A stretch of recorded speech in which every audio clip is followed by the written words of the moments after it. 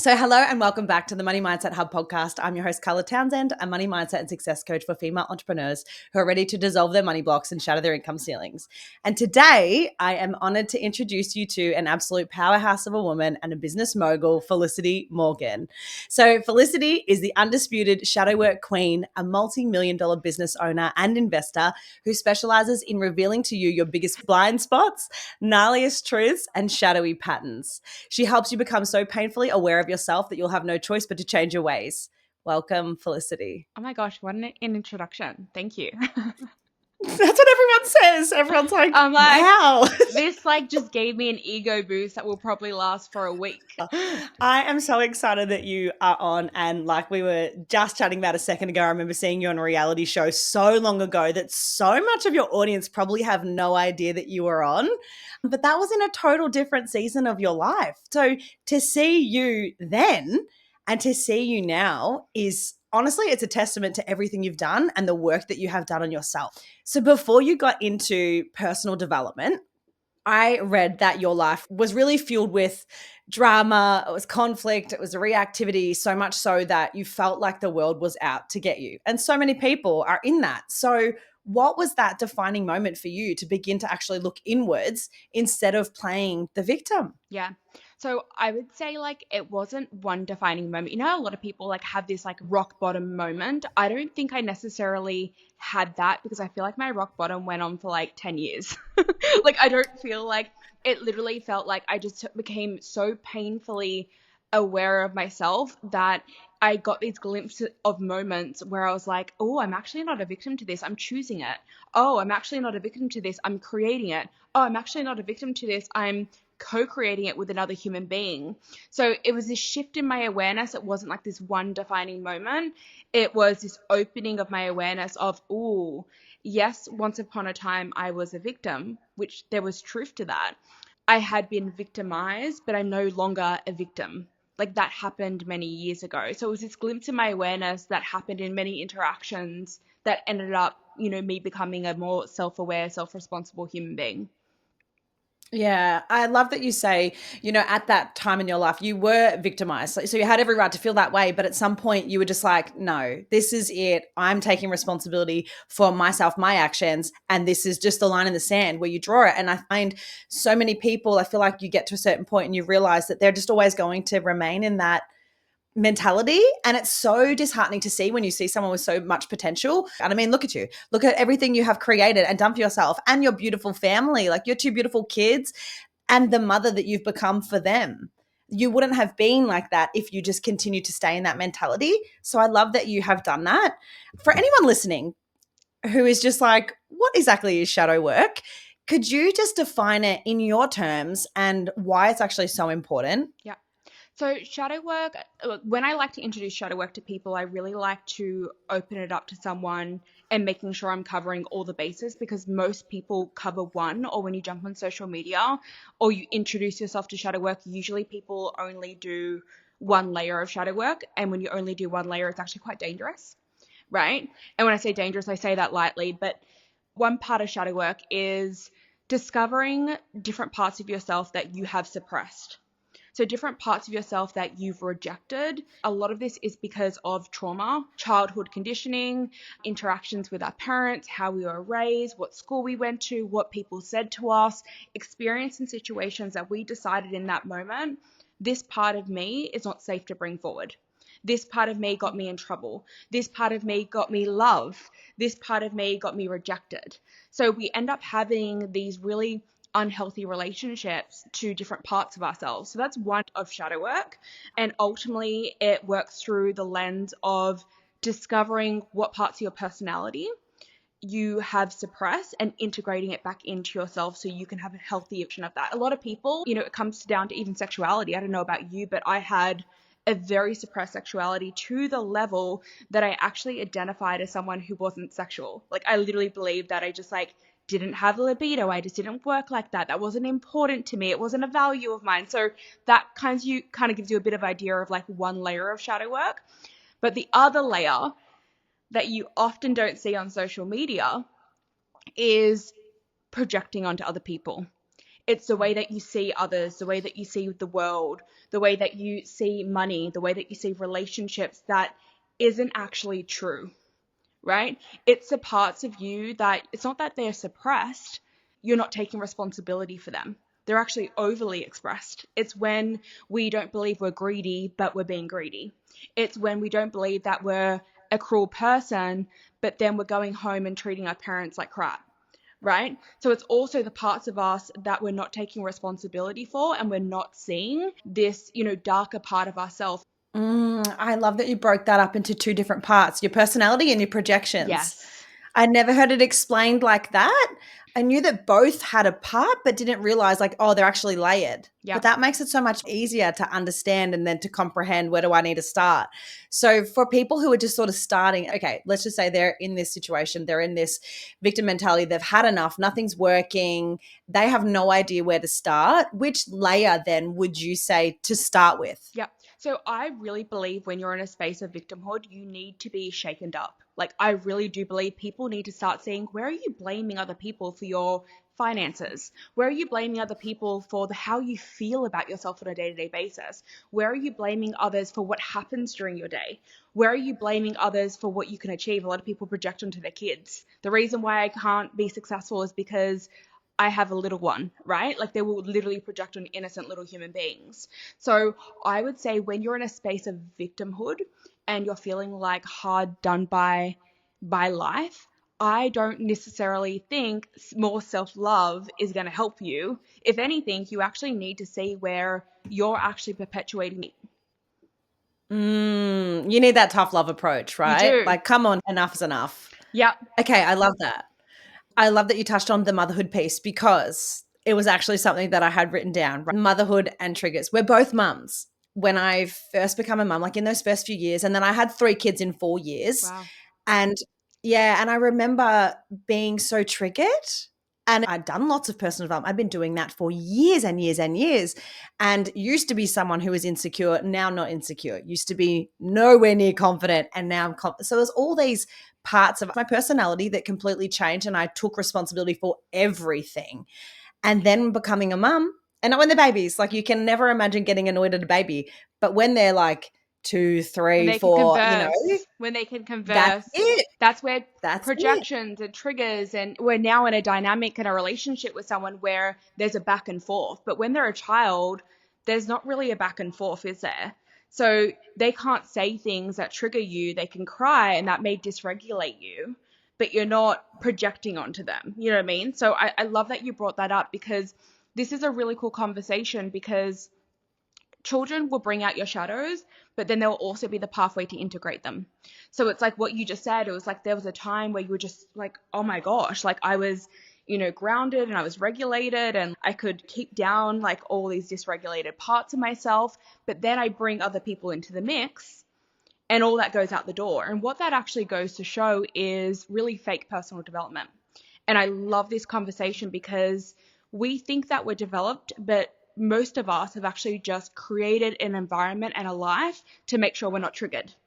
And then you put yourself Mm. into a relationship, or you really excel at work, or you have children.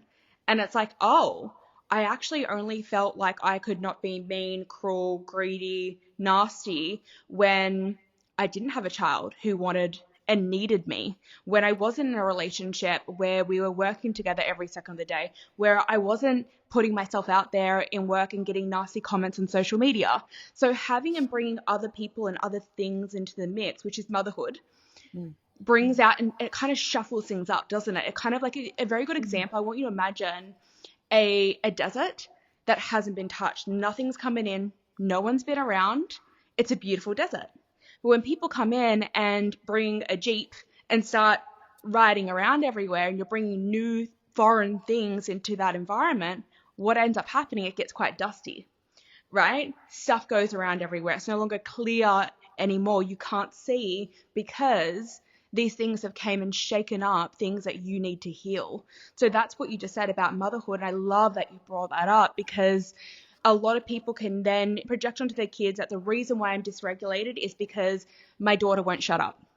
The reason I'm dysregulated is because I've got to get my kids to school every morning plus go to work. And it's like, no, maybe that's showcasing a dysregulation within you, but it's actually an opportunity to become more grounded so you can get ready for work and also make your kids breakfast, right? So Yeah. I like to see motherhood as an opportunity to see what's not healed in us.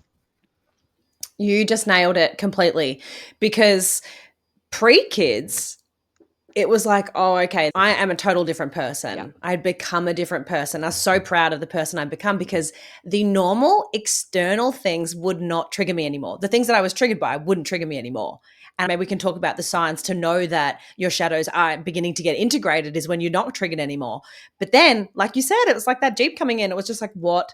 Like, what the fuck is going on here? What did I do? Should I have had kids back to back? Can I handle this? Like, but then it's like, no, it showed me all of the areas that I had yet to even look at or I wasn't aware of. There's no rule book that comes with being a mum. Like, by the way, you're going to really see your inner self. Like, your little mini me is going to come out and she's A going to mirror. press on every little button, every mirror. I've actually said that to people before. Your kids are your mirror. If you are not being patient, of course they're not going to be patient with you. And they will feel your energy. Yep. Like, they just feel it They're off you. responding to you. They're responding to you. It's like a tennis Mm. match.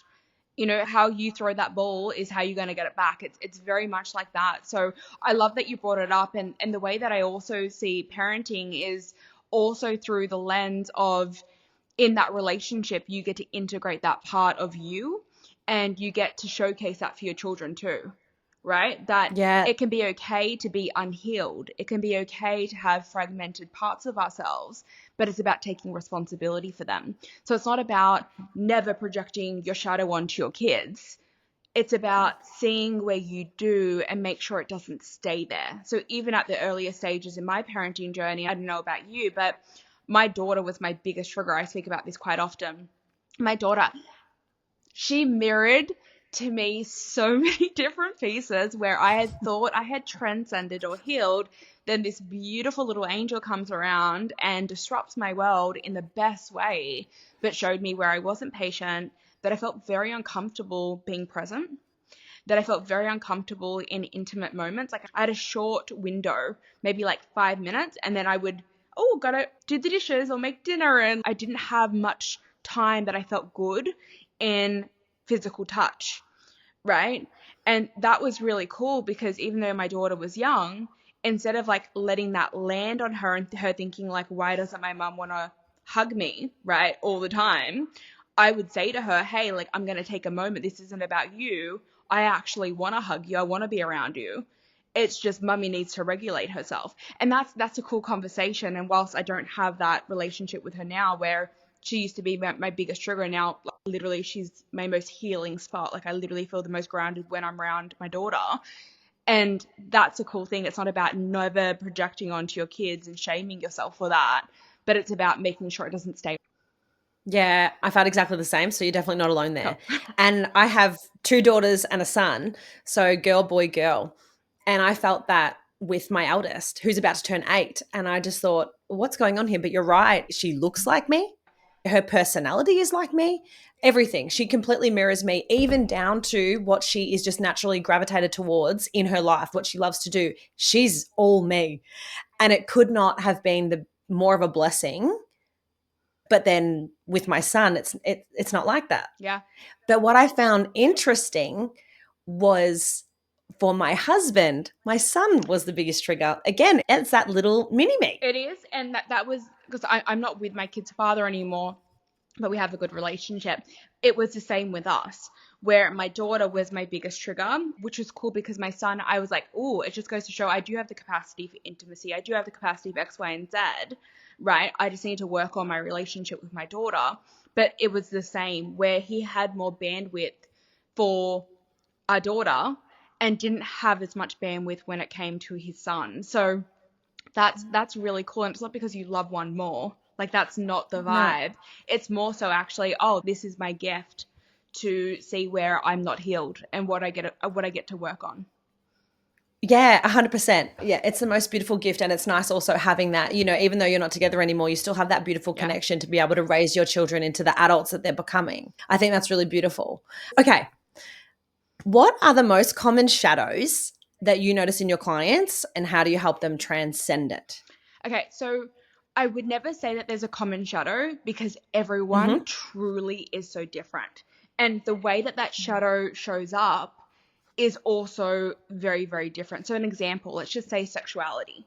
So, someone has an unhealthy relationship, a distorted relationship to their sexuality, they can go two ways. They become overexpressive, where then they're like, sleeping with everyone, giving it away, not treating it like sacred, having respect for themselves. And that's also showing that there's an overexpression, right? Or you can do the underexpression where you suppress it, right? Where you don't want to give it away, where you're not connected to your sexuality, where you don't want to give it to anyone, you're in protection mode around it. So I would say when it comes to shadows, what I found is there isn't like ever a common one. It's depending on who that person is, and we all have the same shadows, right? But it's just depending on what current phase they are in their life. Like, are they in business? Do they just take off? Are they making lots of money? Have they just been in a relationship? Like, depending on what area you're in and what phase of life that you're in or what's going on, will depend on what shadows are coming up for you. Yeah, interesting. Yeah. Okay. That's really interesting. What then would be the ones that you notice more so for your clients in business? So I would say comparison. That's probably one of the biggest ones. And I would say comparison and then pedestaling. So it's like inferiorities slash superiority complexes with people. So a lot of people, when they're in the first 5 years of the business, you are finding who you are, what you want to be known for, what you want to create, what's your brand voice, what's the tone, like what do you care about. Like there's a bit of a shedding, isn't there, and there's also a bit of a Mm. creation. So during that time, because we're in this stage of not feeling fully solid, which is beautiful by the way, because that's how we evolve, we will often look to other people to try and find that solidness that we actually want for ourselves. And what I end up finding when people do that is they go into a space of, I need to make this person bad and I need to make this person wrong. I need to pedestal this person. I need to make this person superior. So I would say most of the common thing is people's relationships to people who are doing better than them and people who are doing not as good as them. So it's this unhealthy relationship and unhealthy dynamics of pedestaling people and then demonizing people. I would say like that's probably the most common dynamic that I see in entrepreneurs in the first 5 years. But when after you get that, and if you do the shadow work, actually I've seen people be 15 years in business not have transcended that, right? But I would say once you do a lot of inner work, you do get past that where you're able to see people as more successful than you as competitors, not as a threat, but as an invitation to grow. Yeah. So it's like that ego battle by the sounds of it. It is. It's like using other people, competitors, to feel good about yourself, and then using other Mm, people to feel shit about yourself. And it's like this constantly feeling good one moment because I went on someone's page who was not doing as good as me, and then mm. feeling like a piece of shit because I went on someone's page who's doing better than me. And it's this constant relationship with feeling insecure, feeling secure, feeling inferior, feeling superior. So it's this constant dance that most entrepreneurs do for many, many, many years. And Yeah. shadow work solves that because you stop that dynamic of inferiority and superiority.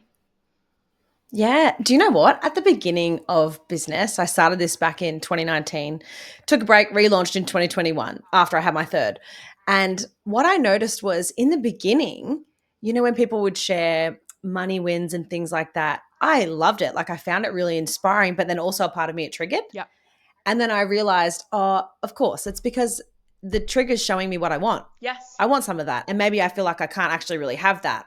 But I think when people start to actually flip that, because I think one of the most common, let's say blocks, I call them money blocks, but they're a metaphorical block. They're just all mindset related.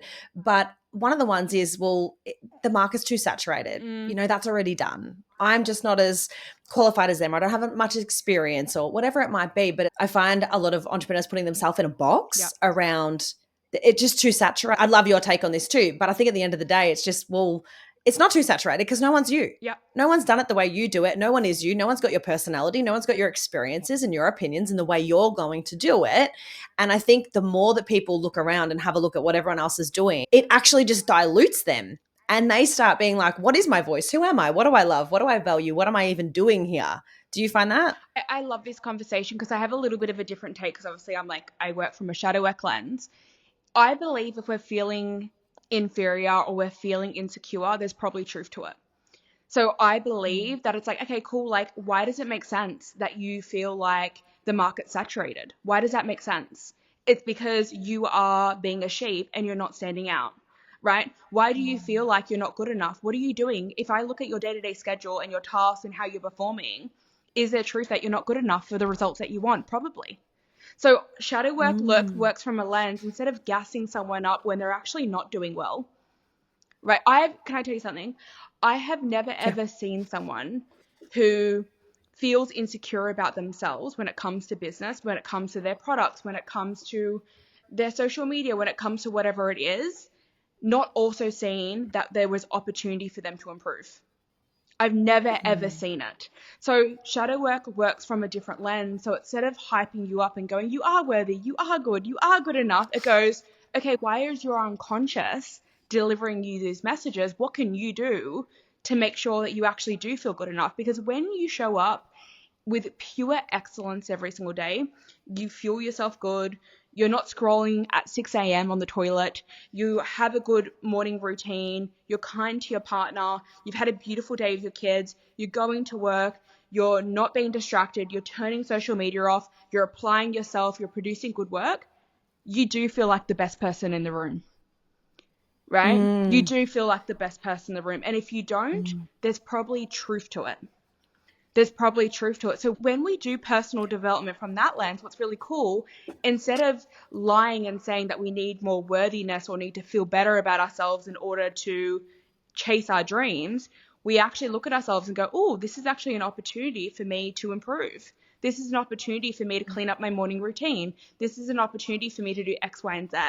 So I really like to use whenever there's insecurities with my clients is use them as why would you feel that way? Like if there was truth to them, why do you feel that way? We don't feel about ourselves. Like every single unconscious thing that comes up is telling us to look at something. It's not telling us to delete that belief. It's telling us, hey, why do I have this? And sometimes our unconscious can deliver it in weird ways, right? But it's an opportunity to look at it. Like I've never had an insecurity where there's also actually probably been truth to it. Mm. And that's uncomfortable. That's uncomfortable, right? That's truly, truly uncomfortable. Obviously, there's extreme cases where people actually have like mental health issues, right? And we're not talking about that here, but we're talking about if you are a grounded, overall regulated human being that you can agree that you have, somewhat of a regulated mindset. If you are having insecurities, then I would invite you to look at them. What's the purpose of this insecurity? What does it want me to look at? What about myself actually makes sense for my insecurity? Like, what am I doing on a day-to-day basis that drives this insecurity? A lot of people, even that belief around the market saturated, it probably makes perfect sense because you're spending 7 hours on Instagram every day. Of course your mind believes that. That's what it's seeing, right? You're filling it with what you want to see. Like even me, I literally believe I'm the only shadow work coach because I don't watch anyone else. Like I'm not interested what other people have to say. I'm not scrolling. I'm not doing this on TikTok. So for me, I don't have the belief that my market's saturated. I'm sure it probably is. I'm sure there's lots of amazing shadow work coaches. I just happen to not know that they exist. Yeah. I love that perspective. And that's also a really healthy way to look at it. I definitely know that there's lots of people in money mindset, but I never have this feeling of like, oh, I better stop. Yeah. Like, it's like, well, no, because that voice gets so loud that you just have to listen to it and just sort of tune out the noise. And I think when people don't know where to go or they feel like they're becoming a bit overwhelmed, it's because they're probably consuming far more than they're actually creating and just focusing on Yeah. themselves. And also their habits. Like I've never seen Yeah. someone who is overwhelmed also have a 0% screen time, also have an amazing diet, also drink 3 liters of water a day, also move their body every day. So it's like even that, like I think we can be a victim to overwhelm, can't we? Where it's like I'm Yeah. Yeah. overwhelmed because of work. It's like no, it's because you literally are on your phone until 11 p.m. every night. Right? So I think Mm. like that's what I love about shadow work. It's like it actually gets the stuff that you can control versus being like, well, I'm just going to always be overwhelmed because my market's saturated. And that's then dipping into victim mentality again, isn't it? It is, and it is. And if you never fix that, even if you end up blowing up and you're like, okay, cool, that belief was actually not true, you're going to take that mindset and put it somewhere else. And you have to meet it in another thing, right? Because you never actually dissolve the root that you're actually being a victim. Do you believe that people can 100% dissolve all their shadows? No. And you don't want Mm. to. Because the only way that we can grow as humans is see where we can be better and change it. Like, so if we all become perfect and we're integrated and we're whole, then that's a bit boring. Like, even when it comes to money, right? There's always going to be different iterations of money because holding $1 million versus $10 million, what comes with that, the projections, the triggers from other people wanting stuff from you, people not want, like, different things get to be initiated at every level. So I always say at every level there's a new devil, right? Because it's Mm. true. So you just have a different iteration of it. It's like confidence, Maybe I feel confident speaking to 50 people in a room, but then put me in a room of 2,000, I'm going to have insecurities that come up. Right? So you Mm. never Yep. integrate confidence and you're good to go. It's if you're not growing, there should be different shadows that come up. But if you're not growing and you're stagnant, you probably will feel solid 24/7. And that's a good indication that you've integrated a level of shadows, a level of insecurities, a level of projections, beliefs, whatever it is, but you haven't actually challenged yourself to go to the next level. Yeah, you're actually keeping yourself in the comfort land because there's You something are. you're scared of, or Mm-hmm. yeah, I totally get that. And I love that you say that too, because there is layers. I've been asked the question before about money mindset blocks, but honestly, they're just a metaphorical block and it's a belief. It's always rooted in a belief. Yep. And then that comes out in their behaviors. But I've said the same thing. They're kind of like onions. That's the way I look at them. And I love that you have that a pretty similar perspective, which is like you never fully outgrow them. Maybe, yes, some you might, and they may not appear again, but it's always layered and it depends where you're at. There's something you brought up then, which is something I really want to touch on because I remember you sharing. Actually, I did your Pioneer program a couple of years ago, Cool. and it was remarkable. And that was my first program I'd ever done with you.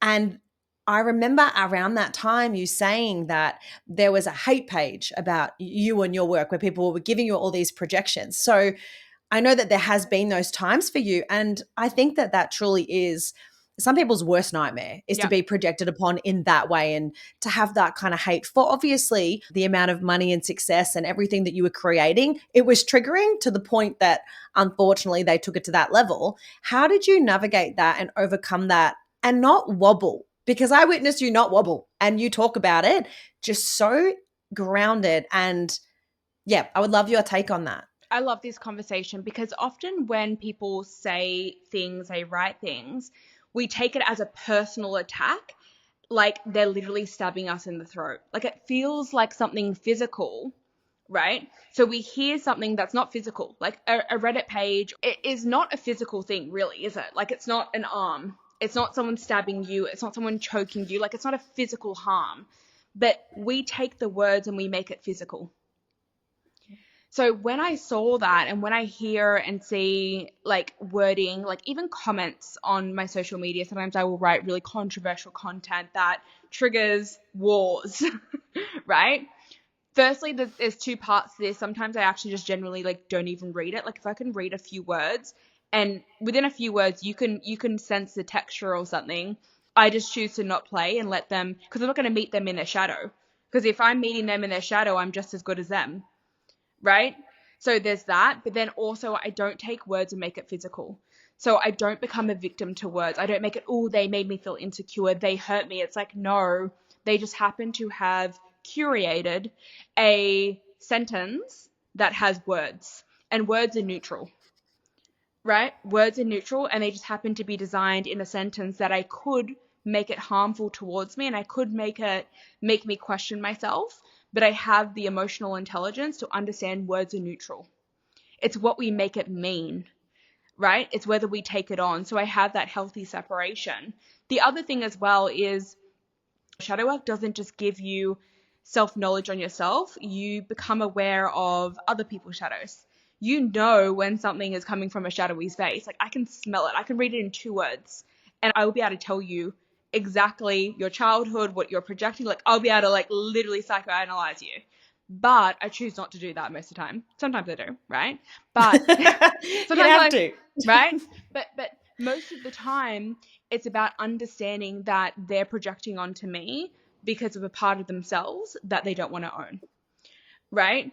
And that reaction, for them to feel neutral, grounded, normal, to then go into a reactive state where they're choosing to pause their day to write something negative, that's an internal thing for them. That's nothing to do with me. It's nothing at all to do with me. So having that healthy separation and always going from a space of words are neutral. Mm. Yeah. Yeah, I love that perspective. Did you ever have moments where it was people closest to you, though? And considering your rise, like, let's just talk about that for a moment. Yeah. You've created a remarkable business for yourself, too, and for your family, what you have done. I don't know that many people that have also built multi-million dollar empires, right? It's impressive. It really is. But I imagine too, knowing how often this fear of success comes up, and it's definitely something that I continue to go through the layers in, but it's the projections, not from people that I don't know, but Yeah. it's more so people that you know and are the closest to you because you're changing and that makes them uncomfortable. Did you have that? And how would you say to navigate that to someone when that's really they're scared of that. Yeah. So they keep themselves small to protect other people feeling uncomfortable. Yeah. You know what I mean? So even I remember like my business blew up quite quickly and going from like 0 to 100 extremely quickly. And then I've been able to like maintain and sustain that, right? Is I had a fallout with my sister and a fallout with my best friend purely down to them being triggered by my success and literally not being able to hold me.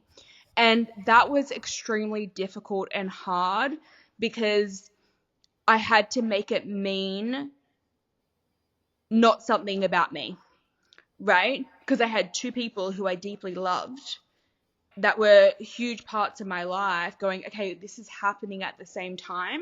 And my process through that was purely like, instead of using that evidence as like, it's not safe to be successful, it's not safe. Like, I was like, ooh, if I can see a family member that I love so dearly be so triggered by me and take advantage of me and just not gonna like, it was just really bad. A best friend that literally was just so triggered by me, that was just so jealous and couldn't celebrate me and was literally couldn't hold that I was becoming successful. If I can see both this evidence and choose to not make it mean something about me, I'm going to become an incredible human being. I'm going to become unshakable, where a lot of people let the triggers of other people make it mean that it's not safe. But I did the opposite. If I can be safe in this moment and not take on these projections, imagine how safe I'm going to be on the other side. Mm. How did you work on that safety piece then? Not feeling safe. So I didn't feel safe for quite some time. It felt scary and I kept doing the work anyway. Okay, cool. I'm going to make sure I do this at work, like, because that's going to put me forward. So people go like, how do I feel safe? It's like, you don't feel safe. This is really cool. You can not feel safe and make millions of dollars. You can not feel like you could hold $10 million and you can still make $10 million. There is people that make serious money and are super successful. I've coached them and have the biggest insecurities ever. The most biggest shadows, biggest insecurities, right? But they don't let their actions be based off their insecurities. They have the self-awareness to know my insecurity would love this action. I'm going to take this action instead. So I truly believe you don't need to work through all your shadows in order to be successful, but you do need to know them. You do need to know your insecurities. You do need to know the actions that usually get generated from your insecurities. You need to know your shadows and the patterns that usually get operated from your shadows. So you Interesting. can choose. Yeah. I don't know whether you've noticed this too. I'm sure you would have, but I find sometimes people's biggest block is thinking that they have a block that they have to heal so then they can take the action. Yeah, that's Yeah. self-sabotage. I'm going to say I have a block so I can buy more time to keep this block, Yeah, because it's safe. right? It's safe. Like an example, even that, like you can have a limiting belief and still create a life that doesn't generate from that limiting belief, right? You can have a core wound. You can believe at your core that women betray people and being in the most healing, loving relationship with another woman, right? Friendship, right? But you could have that with another woman and still feel the fear of that women betray you. Yeah. Because if you're not letting your actions and the way that you move through life, and this is self-knowledge, right? Like this is a skill, be dictated from your insecurities and wounds, you can be someone where you can still be healing, you can still be growing and live an amazing life. Yeah. I love that take on it. So, well, one, being yourself, but then also having coached so many women that are clients that are so successful. What do you think are the habits that stand out that lead to their success? Other than what you mentioned, not operating from their shadows and just taking the opposite action to what they would have. What's something else that you've noticed their habits? What are the common behaviors? Yeah, I would say one of the main things, they're not overly consumed by other people. Yeah.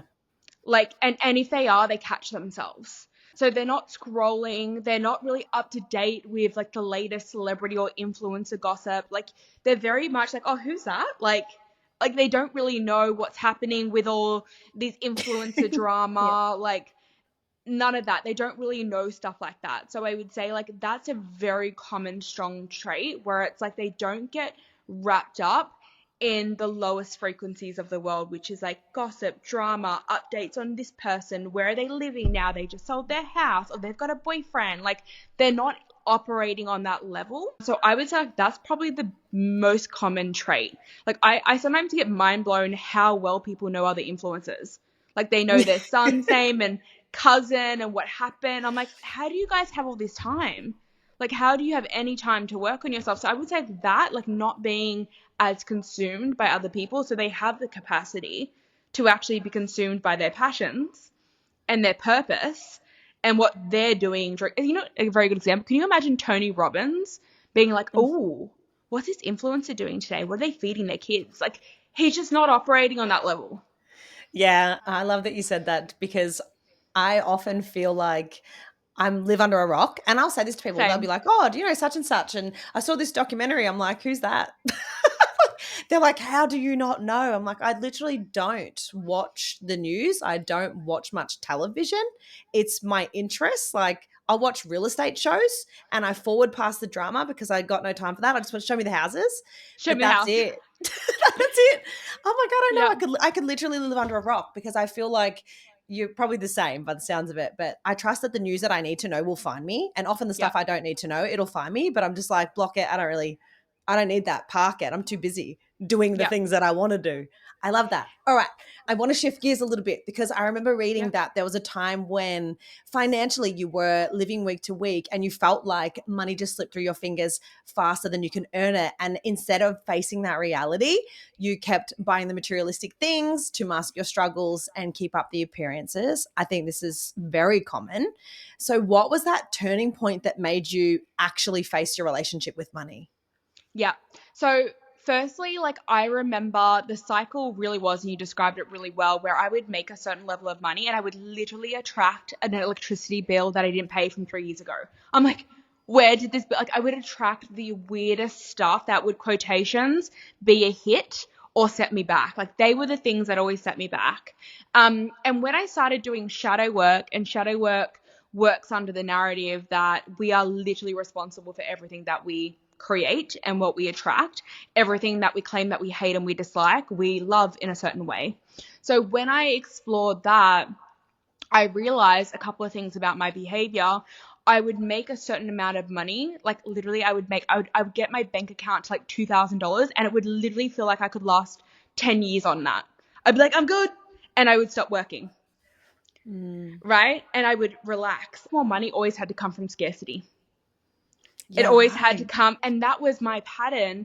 And that's what I reckon a lot of your listeners probably resonate with this, where it's like the drive that I'm gonna fucking get them always had to come from like literally being like, how am I gonna afford to pay for my kids' lunchboxes next week? And Yeah. like that's not healthy. So when I noticed that, I remember thinking to myself, okay, cool. Like when I hit that $2,000 mark, I'm going to double down and go bigger. And so I was like, oh, so instead of, like this is the power of understanding your money patterns from a shadow work level, right? Because then you realize, oh, my go-to response is to chill. My go-to response is to spend. I would always buy myself a nice dress and like a this and that. Like, I'm like, I'm not in a position to do that. Yeah. Right. And so I held, what's my usual pattern at $2,000? Oh, it's to spend, it's to chill at work, to let go of work. Okay, cool. I'm going to do the complete opposite. I'm not going to spend. I'm going to hold, and I'm going to double down on work. So that $2,000 ceiling ended up being $10,000.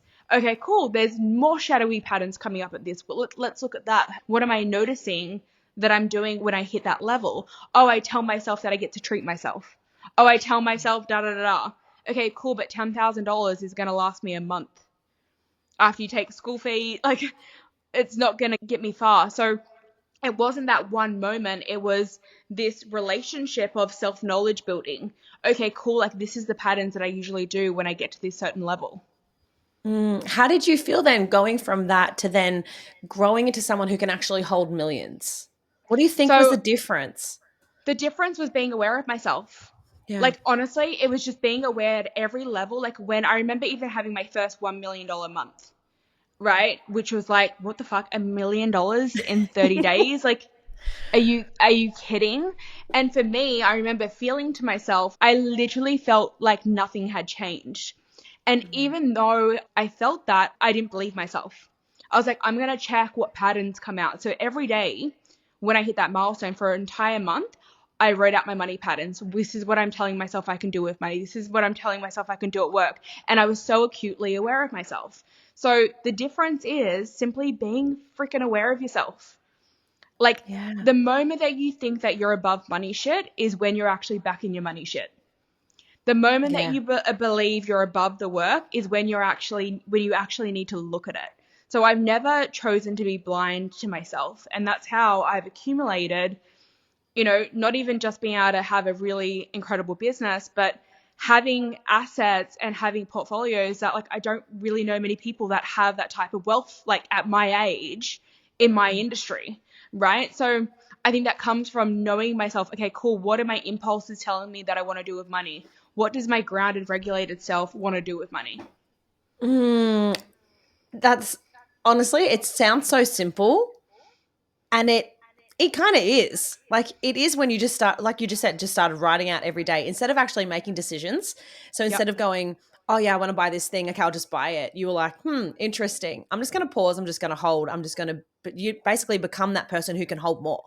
Yep. Because that's the main pattern that I see play out is it's not people's fear of money. They don't fear money. Everyone wants more money. Whether they're going to admit it or not is Oh, the difference.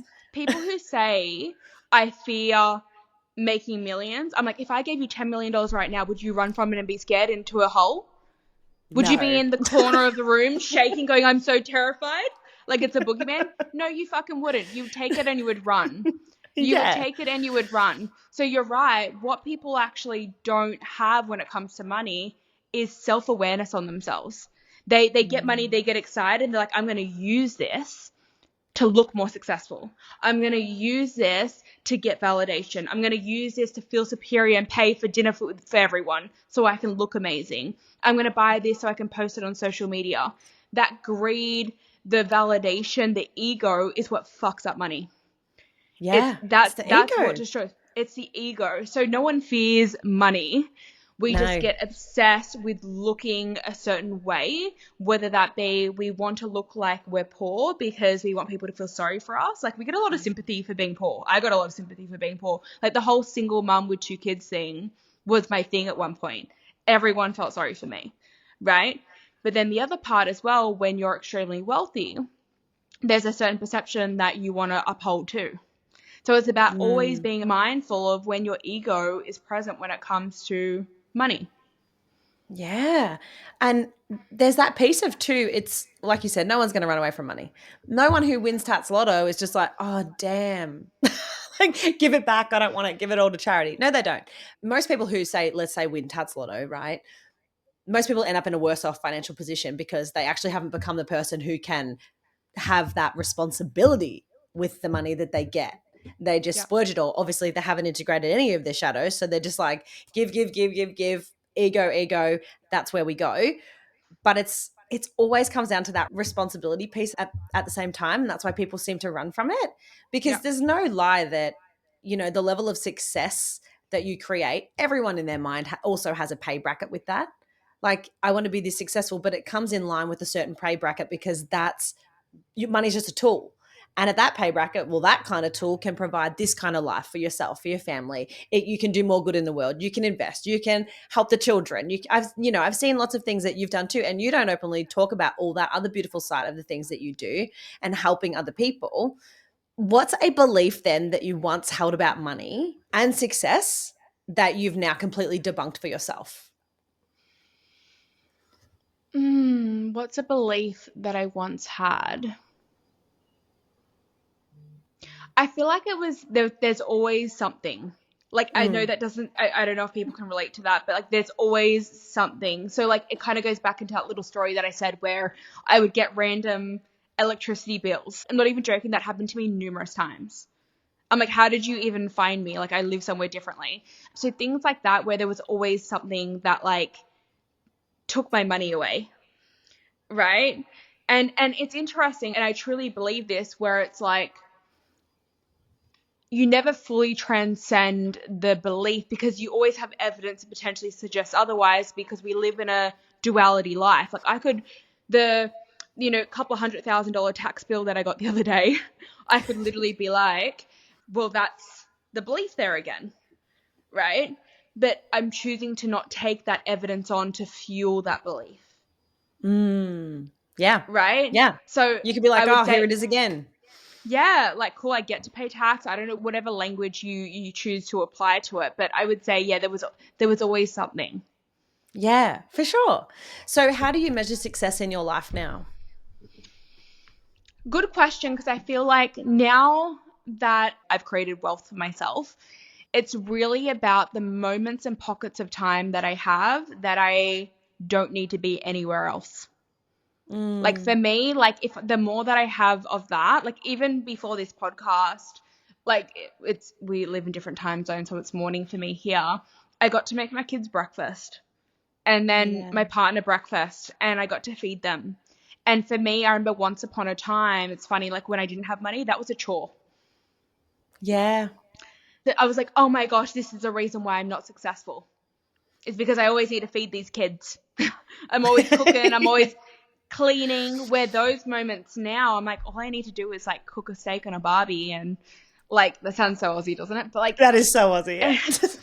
but seriously, that's what I was doing here this morning in Bali. But yeah, like those moments where there's nothing else to do and there's nowhere else to be. That's my definition of success. The more that I have of those, and that's literally how I'm scaling my business now, so I can have more of those. Yeah, I love that. And that's priceless. Your time's Yeah, priceless. It's the only resource we never get back. yeah. What is a book that has deeply impacted your life? Probably one of my favorite books is The Courage to Be Disliked. And there's another one that's one of my favorites too, The Courage to Be Disliked by, I forget his name, but you It's guys okay. can look it up. Yeah. Um, and I wouldn't say that this book impacts me now, but it definitely started my journey, The Power of Now. Such an Yeah, good oldie, one. but it's Yep. always just so good, isn't it? It is because it reminds you to be present in the moment. Like there's no Yeah. past, there's no future. It's literally created right now. And I think too, you're probably very similar, but it's something when you have such a busy mind and you're a mum too, you got so many tabs open. In the beginning, you've got to learn to just pause, switch Yeah. off. It's not important. What's important right now is like the thing that I'm doing right now. And it's easier said than done, I find. Do you meditate? I go through phases, to be honest.